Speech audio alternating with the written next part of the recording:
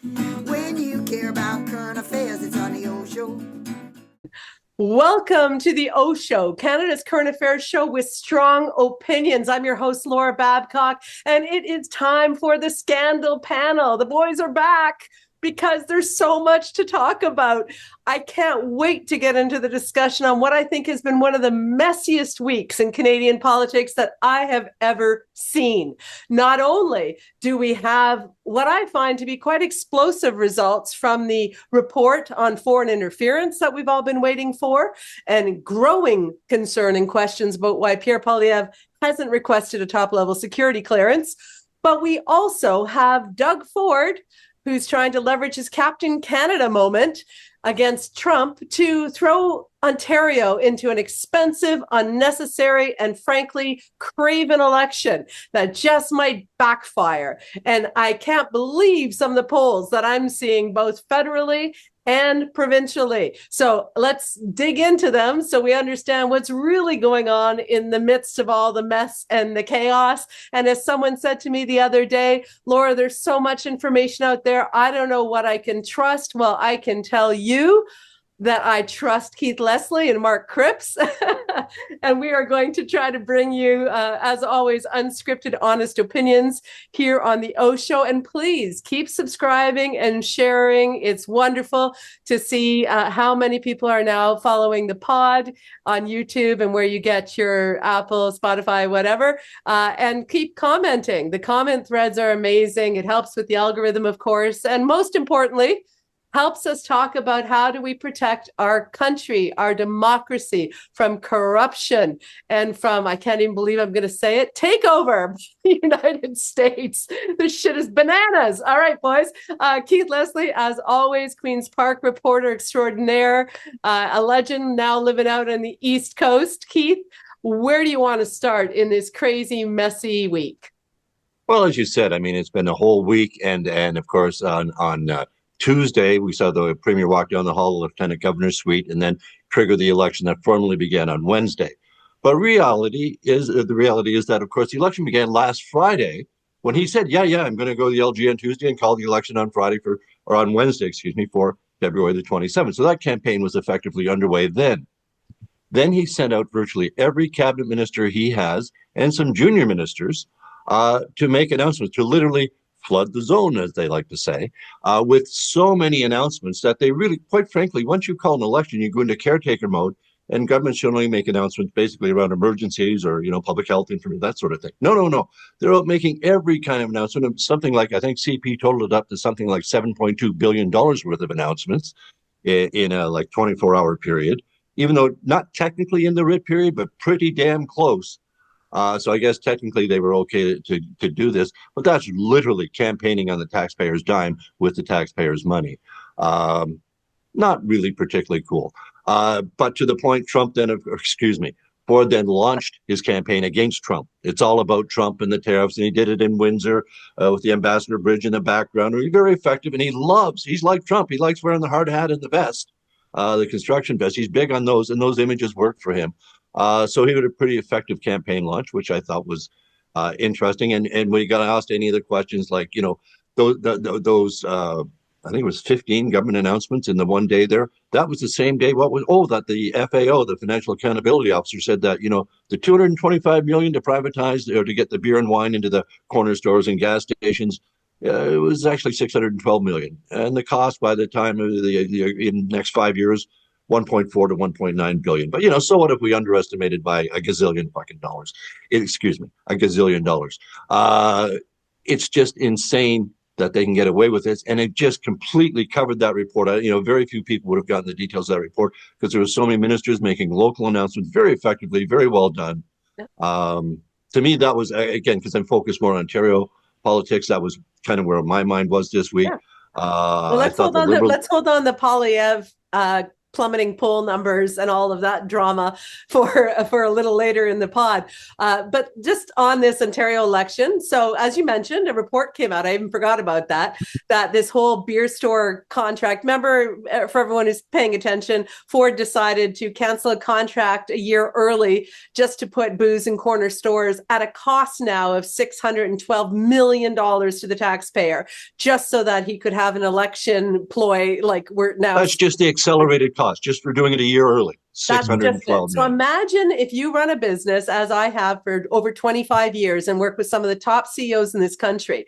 Imagine wasting that kind of money just on the cost for accelerating the end of a contract. And for what? There is no bottom line benefit to the people of Ontario. It is gross mismanagement what Doug Ford has done with the beer store contract. And then to call an election, a cynical election in the shortest month of the year, when people are traveling, when there's reading week, when we lose 3 days, or we only get 3 days of advanced polling instead of the regular 10 because of how he's timed this, to spend $189 million on an election nobody wants and Ford does not need, with his current mandate still going for another year plus. That's the equivalent of what, 2,000 something per person, the 81,000 who are homeless in this province. In other words, another egregious waste of our money so that this premier can grab more power. And anyone who is watching this, who likes Doug Ford, but also understands how business works or management works or balancing a family budget works, looks at the shit that's going on in Ontario and says, this guy cannot be trusted with our money. Doug Ford is too expensive. Ontario cannot afford this anymore. So when you said that, Keith, you can't believe you can get away with all of this and all these announcements and all of this rigging of the game, you know what? Maybe he won't. Maybe the people of Ontario will finally make this the retribution election on Doug Ford. Maybe this will be the election where people in Ontario say, what? We can finally vote on the Greenbelt scandal, on Ontario Place, on the Science Centre? What? We can finally vote about ERs closing rurally? And about all of the money that's been wasted and the billions and the businesses shut down by the Staples deal that went to an American hedge fund? Is this the election? Do I have to schedule myself differently in February to make sure that this guy gets voted out? Do I have to go to votewell.ca to find out strategically who to vote for in my riding to get this guy out of here? So I don't know that Ford's going to get away with this, because I can tell you the level of pissed off that I have seen in this province, from business leaders looking at his financial mismanagement, to people on ODSP who are starving in our streets, to people who can't get access to MRIs and health cares and can't get out of the hallways and hospitals, who watch him giving money, paying 3 times extra to these private nursing agencies. There is so much anger in this province. I don't think that Ford and his little PC, whatever they are, because I don't think it's anyone but Ford running the show for the Ontario Progressive Conservatives. He's got his minions out there on the doors promising stuff locally, but I got to tell you guys, I ain't never seen nothing like this, and I think that we're starting to see polls that reflect that. But I go over to you, Mark. I didn't mean to rant so early, but I have been sitting on this pile of steaming bullshit from the Ford campaign. And I'll get to his whole Protect Ontario concept in a moment. But Mark, you know Ontario politics better than I do. What is it that you're seeing? What are you reacting to? And can you touch on some of the polls that are showing, as of last night, like a 7-point difference between Ford and the Liberals? Well, we can start with the polls. I mean,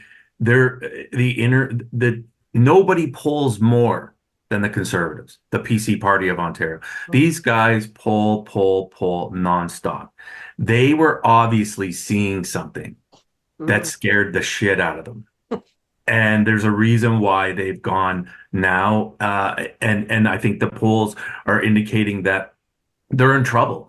What worries me the most about this election is that if Doug gets another mandate, right? He will then rule by basically saying that anything that happened in the last 6 years, Ontario voters have given me a strong mandate. That didn't bother them. It didn't concern them enough to vote me out. This will be his washing over all of the stuff that's going to come out, with the Greenbelt scandal, the RCMP investigation, the ongoing waste of public tax dollars. And I think to myself, I had a conversation with my dad last night. My dad's a conservative through and through.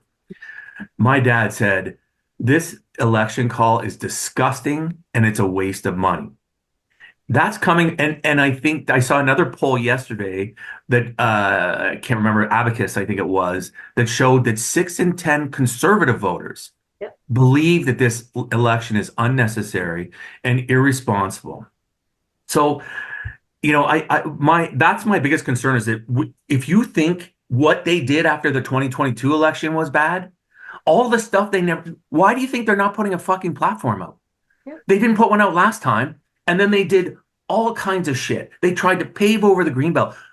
If people are going to give these guys another mandate, look out, because it's only going to get worse. And the one thing I really think, if I was the opposition parties, that I would hammer in on, and the real kink, because Doug thinks he's running as Captain Canada. Two things are conspiring against him. One, the U.S. may not drop any tariffs on February 1st. So he's that whole thing about possible. So it's going to be, they may put tariffs on it. It sounds like the feds are doing a good job at negotiating with the new Trump people, getting them to realize that this is really stupid and silly. Secondly, nobody loves Donald Trump more than Doug Ford. Right. So if you are fooled by his bullshit Captain Canada shtick, all you need to do is go back and look at the videos of Doug Ford saying, I would never waver in my support for Donald Trump. Never. Look at the posts that his kids put up. They call Trump their daddy. Like, I mean, these people are Trump lovers through and through. Please. And I think the main point that I hope that you mentioned earlier, which I hope resonates through fiscally conservative people. It doesn't mean they're conservatives, but it just means they're business people. Yes. Nobody has wasted more money than the progressive conservative government that is in power right now. They are not a conservative government. So if you're worried about, here's a guy who's talking about spending another $40 billion. That's a huge red flag for me. $40 more billion when we already have record debt and deficit. I don't know. We'll see. I hope it backfires and people are going to have to get out and vote, because we can't have 18% putting him in the premier's chair again. So here's where I'm at, guys, with this. I mean, I'm seeing a ton of people online sharing resources like votewell.ca and other things online where you can see locally, if you want to beat the conservative candidate, if you want to beat Doug Ford's candidate, what's your best option? Who's most likely to win the seat? And that's strategic voting. I just call that informed voting, right? Instead of everyone running in my riding is a personal friend of mine. I know all of them from every party. So I'm going to vote for whoever can beat Ford, and that's it. Sorry guys, but that's just how it goes. Don't bother at my door. I think what Ontario needs is to say to themselves, is this going to be the election where we hold him accountable? And when I say retribution, what I mean is just limiting his power, right? Limiting his power. Probably they will end up back in government, but they don't need a majority, and they sure as hell don't need a super majority. And nobody is asking them to get one. Nobody thinks they need one. It's an absolute false argument. And I have to say, I was so disgusted when I saw Ford say, oh, they better pray that we win.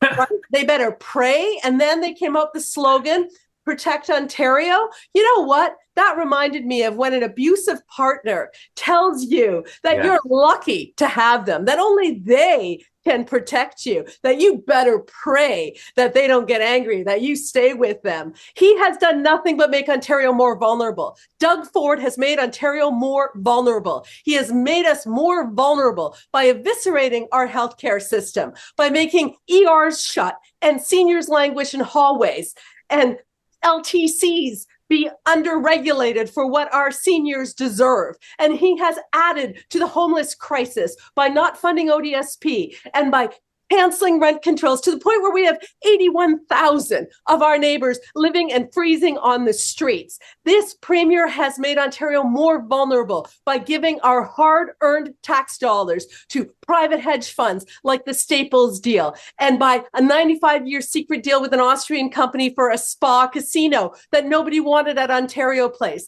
and by profiting developers, even his, take away the red tape task force initiative, whatever, ended up profiting developers. So we cannot accept that Doug Ford is going to protect us when he is the one who has isolated and made us vulnerable. And that is something that reminds me of an abusive partner situation. And it feels like the people of Ontario have been abused by this government. And the only thing that we can do in a situation like that is stand up to the bullying. We don't need to pray that he gets back in. We can find out who can beat him. And we can go out, even though he's only given us limited days to do it, we can go out and we can vote. And we can send a message to Doug Ford and the PC party that we are not okay with the situation in Ontario, that we are not okay with what happens when we go to a hospital. Healthcare, municipalities, education, housing are under his purview. It ain't a Trudeau thing, folks. It's a Ford thing. And if any of those different areas are pissing you off, then you can blame Doug Ford at the end of February by going to the polls or advance voting, registering vote by mail. You have the power to stop Doug Ford from getting another majority. He is not here to protect us. If anything, he has been found to have exploited us. And that is something we have in fact. We have it from multiple AG reports that have come out on his gross waste. We've had it from multiple reports about his lack of transparency. We've had him trying to hide mandate letters, trying to hide phone call register, like what's been going on his phones. So Ontario, please take your agency, go out and vote. It's not. He is vulnerable. He also is vulnerable. And on those very issues that you've raised, and I think in particular, healthcare and so many aspects of healthcare is, the emergency departments that are closing regularly on weekends in many, many, many parts of Ontario. It's the hallway healthcare that he promised to end. Well, it's expanded into ambulance bays and in his storage rooms. I mean, the hallway healthcare has gotten far worse. We know all this, the homelessness situation. But I think in particular, healthcare is where they're most vulnerable. And I see Bonnie Crombie decided that, she was going to make that her focus right out of the gate for her campaign launch. And I think they have to offer Ontarians something. And they can't just be anti-Ford. They have to be out there Ontarians something. And her instead the Captain Canada hat, where Canada is not for sale, she had a Leaders Fix Healthcare hat. Leadership is fixing healthcare. I think that's a key issue. And I think any Ontarian that's had to go to a hospital or go to try to get a family doctor, I know they've announced plans with Jane Philpott to, address this situation. Yeah, the day before the election again, you're announcing plans to address the doctor's shortage. Well, that same day, the Ontario Medical Association also released a list of how doctor shortages in each community and how many there are. So this is a serious issue. I think, the family doctors, remember those lineups of people in Walkerton in their parkas and they're holding their walkers to get a family doctor, this sort of thing. So they're absolutely vulnerable on healthcare and on their priorities. They're spending hundreds of millions of dollars on privatizing the bureau that could go into the healthcare, whereas they want to fix it with private delivery of healthcare services more and more and more and more. I don't think that's where Ontarians are. So I think we have to keep them on the healthcare in particular, on homelessness, which is still almost an extension of the healthcare issue, but their rent control, all these policies. And on the third age, the one that really was their signature file until the Greenbelt, and it turns out that was the best thing they handled, the housing file. They can't build houses. Other provinces are going way faster, keeping the pace they need to set, or that they've set for themselves. Ontario can't. That was their signature program, was housing, before all this other stuff. So yeah, now that Donald Trump came along like a gift from heaven for Doug Ford, can campaign against him when when Donald Trump has no idea who Doug Ford even is, let alone he's suggesting, Merritt Stiles and Bonnie Crombie would be disasters across the table from Ford. Well, they're never going to be there, nor is he. I mean, it's just ludicrous, but it's a great platform for him. But can he hold it out for the length of the campaign, or can he, take the hits on the vulnerability? Will the NDP come up with something better than a free 407, right? Which, I mean, who can pay for that? What's that highway worth now? I mean, Mark, you wouldn't, I mean, what's that worth? 20, 30, 40 billions of dollars? No one knows. I mean, it's just those I know what they're trying to do. Where you're going to campaign for downtown Toronto, that's not going to help you with the rest of the province. And as for Ford, to get back to Ford, and to Mark's point, he's asking for tens of billions of dollars, basically blank check. I don't know what I'm going to have to spend it on. I'm just going to protect Ontario with it. Maybe from the bad investment I appear to have made on EV battery plants, along with the federal Liberal government, which they did in tandem. It looks like Trump's going to undermine those investments, and they're basically worth, going to be worth virtually nothing after hundreds of millions of dollars invested, because that was the future. So Ford bet on this, picking winners and losers. They appear to have picked a loser to try to pick a winner. They're going to need our tens of billions to compensate for that. So don't forget his plan for a $50 to $100 billion tunnel under the 401 that some developer slid to him. Listen, he has never asked permission to take our billions before. He doesn't need our permission now. That is an absolute bullshit argument from Premier Ford. He doesn't need a new mandate. He has a mandate. This Trump situation is going to be the new normal. It is not a reason to give this premier another mandate on a snap election that Ontario cannot afford at a time when we wanted him to focus on the tariff crisis, not on himself, not on his power, not on grabbing more money from the public purse. This election isn't just cynical, it is disgusting. And I think, to Mark's point about his father, and to the people that I've seen, business leaders commenting, they see this for what it is. And given that the way the polls are changing, I think they want to park a protest vote to Ford. And they didn't really have a choice with Del Duca and Horvath. And, it wasn't a good, I mean, where would you put your vote last time around, guys, right? Now, Crombie looks like she's more to the center than Canadians have had as an option for a while in Ontario. I think there are a lot of soft conservative voters, soft Ford supporters who are going to say, you know what, we got to send this guy a message. And you know what, if Bonnie is not the person to vote for in your riding because Merritt Stiles NDP has a history of that seat, then give it to them. It's about taking seats away from Ford's progressive conservatives. Correct, Mark? I mean, I'm bad at math, but isn't that how the math works? Yeah. I think you're gonna. I hope we're gonna see that more, both provincially and federally. I think people have kind of figured out that the wishy-washy approach we've taken to the last few elections hasn't worked out for us, and that we need to be more strategic. Think about it. Like, even if Ford wins again, a reduced mandate, it's a huge gamble for him, because people are then going to say, you wanted a new mandate and you got a worse mandate. Yep. And that's going to hang over him. And the other thing, I think, for business leaders, right, and anybody who's worried about the tariff threat, I want my premier in the legislature working with his colleagues, coming up with real policies to deploy should we be faced with this tariff threat.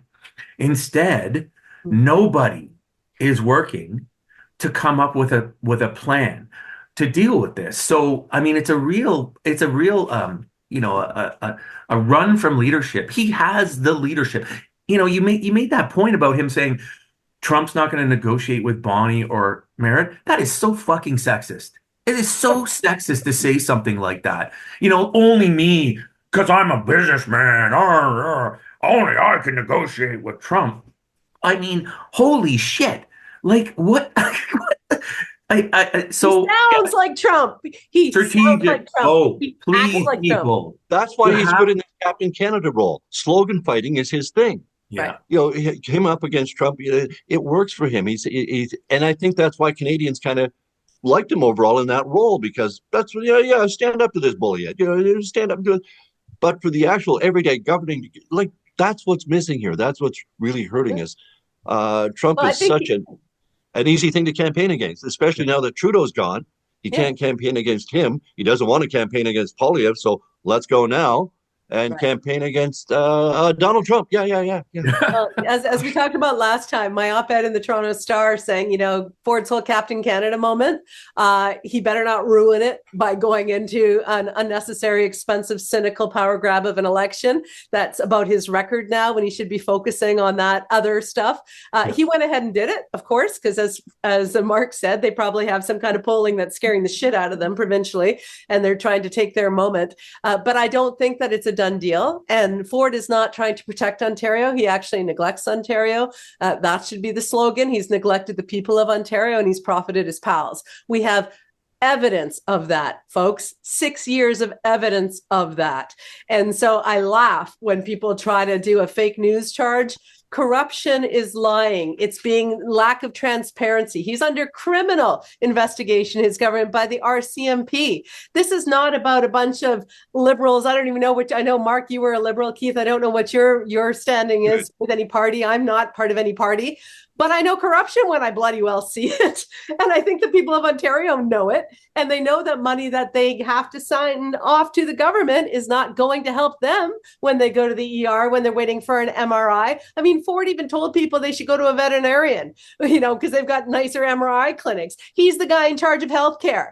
It's disgusting. He tells people who are homeless that they need to get off their butts. You know how I spent last Saturday? I spent it wrapping blankets around the freezing legs of seniors waiting in line for food because their ODSP doesn't give them enough money for rent and food and gloves and blankets. So when you have to wrap the legs of freezing seniors and when you run out of gloves and you have to put socks on their hands while they're waiting for food giveaways in a major Ontario city, and you don't want this premier to hear loud and strong that he has let the people down, that he has failed to protect, and in fact, what he does is neglect the people of Ontario, you know what? Get out and vote. We don't give this guy another majority with 18%. We don't have the lowest voter turnout ever. This time around, we get off our asses. We tell our friends and our neighbors, this man is harming you. This man and his policies are harming your community. All those things you see that you hate, you know what? He's been in charge for 6 years with a majority. It's not on Kathleen Wynne. It's not on Trudeau. It's on Doug Ford. No. And he has to stand up against that record. Last thoughts on Ford, then we'll move to Poilievre. Mark? Just one thing. Oh, so go ahead, Mark. I think we've said it all. I mean, I really, really hope that we're in for a wake up moment with the public, that they finally get that they've been got. Yeah. They've been got, and it's time for someone else to come in and try to, unfortunately, or fortunately, fix all the issues that his legacy is leaving behind for decades. It's going to take a lot of work to undo the damage that he's done. Absolutely. He's gotten so good at just not answering, but seeming to answer, but really just giving a slogan that'll get applause from party supporters, sort of thing. So, when asked about the $612 million just to accelerate that beer and wine and corner stores and mixed cocktails by a year, we just could have waited for a year. He said, well, this is something Ontarians have been waiting 40 years for. They didn't have the convenience. Every other jurisdiction in the world, blah, blah, blah, blah, blah, blah, blah. I'm sure if you'd told us all up front it was going to cost $100 million, people would have said, well, let's just wait the damn year. There was no need for that whatsoever. And yet, as I say, what scares me is he's gotten really good at those responses. When asked about the different, financial things or the different, your government, people are waiting for family doctors. I just had Jane Philpott announce a plan. We're going to get 1,400 family doctors. He's just always able to glib quick. We're building the long-term care homes. We're building the hospitals. We're building your schools. Not talking about staffing them per se, but he's building them. He's getting contracts out to the private sector to get these things done. Yeah. So there's a lot of money flowing, as we know. Record debt, record deficit. To Mark's point, they are not and never have been fiscally conservative. And to your point, Laura, who's running the show? Is there an actual campaign headquarters for the PCs?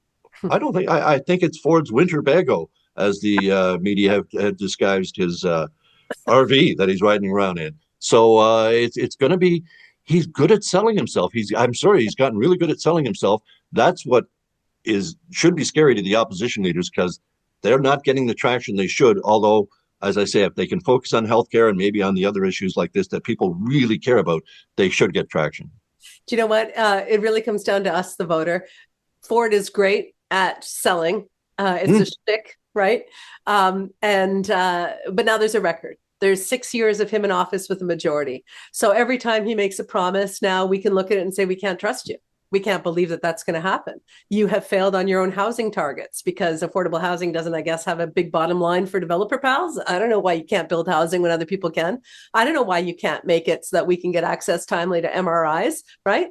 Like, what is it that you what is it that is wrong with Ford? Is it that he doesn't care? Is it that there is some big scam going on and all these billions are being funneled to private interests? Is it that he's incompetent? Maybe the only thing he's good at is schlocky sales. And that's why he idolizes Trump. I don't know. But I know that Ontario has an opportunity to let this guy know how we feel. And even if, because he's kind of gaming this election timing and the system as he, can, even if he ends up getting another majority, we can still hold him to account. But this is a moment he's asked for. And, in 1990, Peterson got a whole big wake up when Ontarians said, we didn't need this election and we don't appreciate it. So Ontario, don't complain. Don't just post on and rage. Get out there and vote and talk to your neighbors and friends. Every single person I talk to, and I spend 5 minutes telling them what Ford's been up to, they're like, ooh, I did not realize that. So we need to educate. Okay, let's talk Poilievre in the remaining time that we have. Keith, what was your response to the findings about foreign interference? After the whole Mueller thing in the US, I wasn't holding out a lot of hope, but I was actually pleasantly surprised by at least one of the recommendations that came out. What was your take on it all? I was not impressed. I was led to believe there was more. I think that the Prime Minister Trudeau made it pretty clear to most of it that there was some Conservative MPs who had done some pretty shady shit, and we needed to know this. And we didn't find out. We didn't see any names. We didn't see what I was hoping to see. Excuse me. We all know particular candidates and MPs and MPPs and MLAs that have been targeted, whose names have been suggested in connection with these things over the years. We all know, especially with the Liberals' voting rules in most cases of letting anybody in the world who wants to come in, you're a Liberal, come on in, free, don't even, how could that open us up to election interference? So I expected more. I really did out of this report. So I found it disappointing from that end, because I think the problem is actually far more serious than we know still after this report. One of the things that I found out of it, Mark, which, I've been hammering here and on social, is the lack of requesting a top-level security clearance. Elizabeth May spelled it out perfectly for our OShow viewers. So to come out of that report and to hear that, MPs weren't traitorous, they were just stupid. I mean, that's how I read the bottom line of it. Wake up, Canadian media, wake up. Stop passing along disinformation, wittingly or unwittingly, or corporately owned or understaffed or whatever the hell is going on. Wake up. But also, Pierre Poilievre, there's no more excuses. Your pathetic excuses for not getting top-level security clearance are gone. So, the suggesting that all leaders need to have that before the next election was one thing that came out of that report that I think further degrades Poilievre's spin on why he won't get that security clearance. And Canadians aren't stupid. We can't trust somebody who's not going to get top-level security clearance when they're being asked to by everyone to do it. There's got to be a reason why he's not. And as Elizabeth May said, maybe he's compromised, which is a bad reason, but we need to know. Mark? I think he doesn't know how to pivot.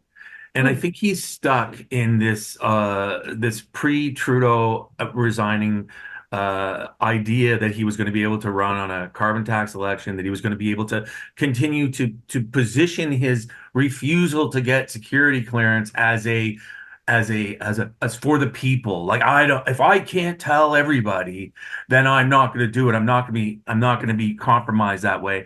He's lost all of that. Yeah, he's lost all of that, and now he's stuck, and they don't know how to pivot. And then you see the polling numbers that are coming out. They are falling. They are in free fall. I'm not saying it's like, they're not going to win the next election, but things have changed. The dynamic has changed, and they haven't figured out how to change with it. So I think I agree. Carbon tax, Carney. What do you want? Yeah, right. I agree with Keith that I was expecting more out of it. Yeah. And I think that what's in it is still concerning for Poilievre, and this is why he continues to refuse. There's something there that he does not want exposed, because it could further compromise the already shitty polls that are coming in for them right now. And so I think that's kind of like, or there's not, and he's just playing this shtick out and doesn't know how to pivot. I don't know what he's done and what he hasn't done. I think there's something there, and even if it's like people were just dumb, which is fine, Yeah. maybe a lot of the dummies are within his own party, which would be concerning for him, and it would further discredit him Yeah. in terms of as a leader. So I just think right now they're just kind of trying to figure out how to adjust to this new reality, and they're just, they're scrambling right now. Do you know what? We don't need to indulge in any conspiracy theories because it's bad enough on the face of it, right? Like, well, is he acting under a lawyer's advice? I mean, Yeah. well, then we'd like to know that. I mean, why? It's just one giant why. Yeah. And we always know in any story we're going to do, don't raise more questions than you answer. And the very first thing that raised here is, what do you mean as a leader who wants to be prime minister? And if if the election comes, it looks like you're going to be prime minister. Well, I don't think a whole lot of people are comfortable with a prime minister who doesn't have a security clearance and who doesn't understand the need to have compartmentalized information that isn't shared with your voting public. As a journalist who wants everything impossible to be open and available to the whole world and to the public, that's my job. But isn't it? There's things I can't access. I mean, how would the world run if everything were open? It wouldn't run. It'd be open warfare all the time. So what's he going to do as prime minister, Keith? Like, is he going to then get a security clearance and then divulge all the security information to the Canadian public? Like, he's playing this game of, I can't because I can't tell the people, and yet he wants to be prime minister. He will have to get a security clearance, and what is he going to do? Give away all the secrets? Like, you know what? Sorry, go ahead, Keith. I was just going, maybe he could give his deputy prime minister the task of dealing with all the important foreign stuff and have them get a security clearance because, he doesn't want to have to. Are you kidding? It's beyond ludicrous. Elon Musk is endorsing Pierre Poilievre. So I'm not worried about what Pierre Poilievre is going to give away in terms of Canadian secrets as much as I'm worried what he's going to give away in terms of Canada. Right. I'm worried about him giving away Canada. And if we have the bestie of Donald Trump, Elon Musk, endorsing Pierre Poilievre, and Pierre Poilievre will still not get a top-level security clearance so we can trust him. And our country is under threat. Trump brought it up again on Air Force One about taking Canada. This is not a joke. This is serious as it gets, and we need a serious leader running Canada. And that ain't Pierre Poilievre by any measure. We have Mark Carney, and Mark Carney's a serious guy, also good at economics. And Mark Carney is, I think, panicking the hell out of the Conservatives, because how did they react this weekend? They sent out a dumb letter from Poilievre to Carney on Sunday morning where the date was wrong. It was the wrong freaking year. And Carney responded by, I woke up thinking about the economy. You woke up thinking about me, which is the ultimate, like, sit down, sit down, be humble. And then they tried this stupid ambush media tactic thing that might have worked during the anti-Trudeau days, but was just embarrassing in Toronto around the Carney campaign. They are flailing. The Conservatives are panicking. Pierre Poilievre is panicking. And that's because Canadians are deeply concerned about our sovereignty and our economy. And that is what any federal election is going to be about. And last point, guys, we even saw Jugmeet say this week that he might continue to prop up the Liberals under Carney because he takes the sovereignty and he takes this thing with Trump so seriously. So final thoughts on this, and then we'll let you guys go and our viewers to process everything going on. I'll go to you, Keith, and then you, Mark. I'm not surprised that Jagmeet Singh has said that. I think, first of all, they want the election to be pushed off as long as possible, just for the NDP, their own reasons, including the fact that they're headed for a kicking. I think both provincially and federally, the NDP's got some issues. And they really, really have left Canadians wondering what the hell you stand for. And now you're back to being Trudeau or the Liberals. You're maybe on like, what? I thought you were trying to differentiate. I thought you tore up the agreement. You broke up. But as I say, I saw it coming. I think we discussed it before, that this could happen, that the NDP could agree to give the new Liberal leader, i.e. Carney, sure looks like, a lot more runway than 2-3 weeks to force an election. Give him 3, 4, 5 months. Let him deal with Trump. What's Trump doing? Does he phase things in? Does he really? Have we done some border issues? Have we taken the 2 kilograms of fentanyl that used to cross our border and somehow got rid of it? I mean, whatever the issues are, that it could make a world of difference to the election. I'm not so sure. You said up the top you don't believe the poll numbers. I don't believe the poll numbers, but I do believe trends. And those poll numbers are showing some scary, scary trends for the Conservative Party of Canada. I think the numbers, I think they still have a substantial lead, but the trend is going the other way. And that's before the Liberals have even elected Carney. That's our parliamentary system. That's our parliamentary system. But I think that at least there's some room there that wasn't there before for the Liberals to gain back some of what they had lost, the massive amounts they had lost. Even the fact that, despite the fact that Trudeau left it so late and left them so little runway, if he'd gone even just before Christmas, people had but what they're at, they've got the best of the scenario, seems to be, because the Conservatives, to your point, seem to be in a panic over Carney.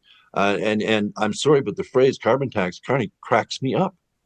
Well, it's ridiculous. It's just as ridiculous as they tried just like Justin. No, you told me for 10 years that Justin was a drama teacher. This is a global, world famous economist. Like, shut up. Their comms have been terrible. They're all over the map. Their playbook against Trudeau isn't working against Carney. And the polling, to your point, Keith, the trend is going down for Poilievre. And every single day that he pushes back against getting security clearance, and every single day that we see the rising specter of fascism from dictator Trump in the South, which is terrifying, Canadians are saying to themselves, we cannot have that here. When we hear Poilievre talking about deportation and we're watching what's happening in the US, we're like, I think I'd like to have a measured adult who understands Canadian values and who is not trying to sound like Trump and communicate like Trump. I think I'd rather that than the shit that we're seeing in the South. I mean, we are going to have a crisis on our borders of people trying to escape the US. They're now talking about Trump wants to put people in Guantanamo Bay. Right?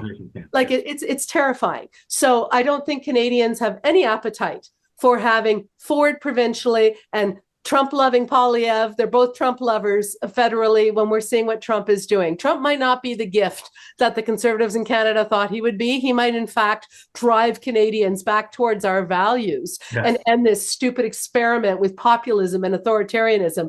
Last word to you, Mark Cripps. I think you nailed it right there. Is exactly what I was going to say. I think that that Trump may be the thing that breaks the current conservative movement in this country, and that people, like, again, I'll go back to my dad. We talked about Carney last night. My dad said, again, this is who I would vote for Carney he's a conservative because he sees Carney as that fiscal guy. Because my dad cares about the economy. He cares about debt and deficit. He cares about the economy. I know, whatever, that's his thing. He's 82 years old. That's what he cares about, right? But and the other thing is, we did talk about the election timing. Jagmeet is sowing the seeds for giving himself an out from his previous position, which was a Trudeau. Everybody hates Trudeau. Trudeau's still here. I think we need to look and consider the fact that the anger towards the Liberal Party was really more about people just being fucking tired of Trudeau. Absolutely. And his virtues and his virtuous policymaking. And I think that this has given a difference for Jagmeet now, and Keith nailed it. The Ontario NDP are going into an election. They are going to drain they don't have a big source of revenue to draw from.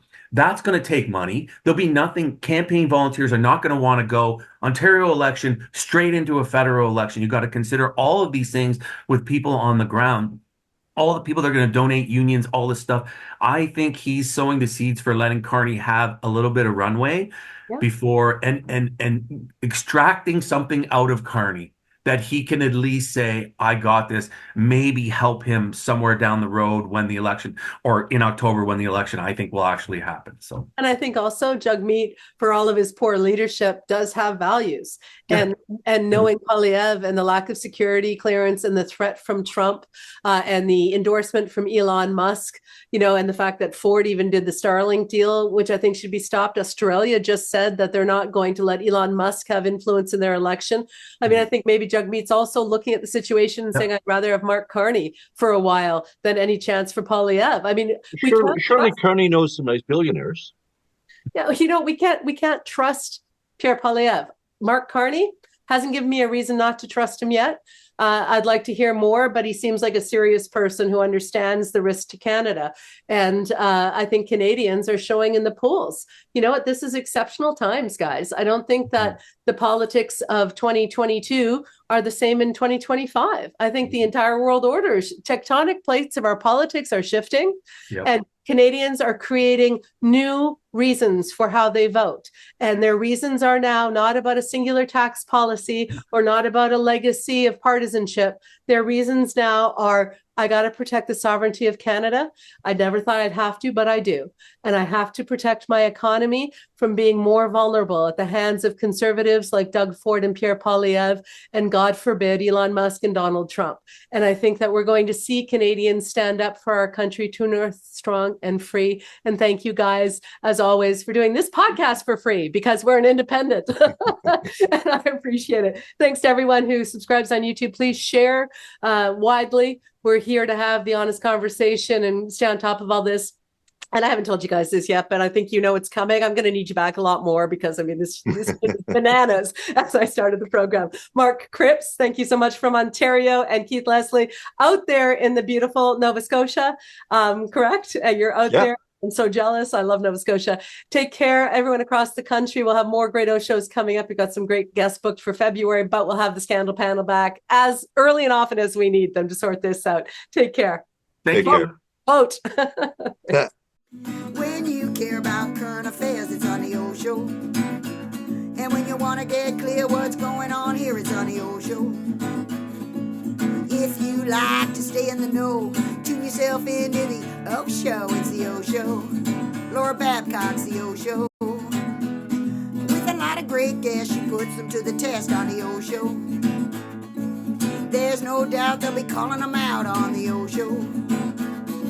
Stand for something or fall for it all. Ontario, hear the call on the OShow. It's a podcast, the OShow. Laura Babcock's the OShow. Stay informed with the OShow, OShow.